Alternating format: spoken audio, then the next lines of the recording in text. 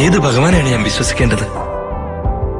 നിങ്ങൾ പറയുന്നു ഒരു ദൈവമെന്ന്, എന്താ ഞാൻ പറയുന്നു അല്ലെന്ന്? രണ്ട് ദൈവമുണ്ട്. ഒന്ന് നമ്മളെ ഉണ്ടാക്കിയ ദൈവം,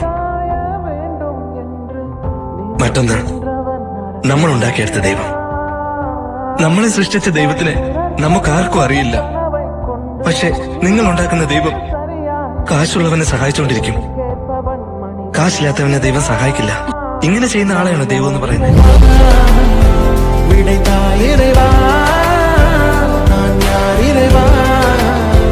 பதில் சொல்ல மண்ணில் வருவா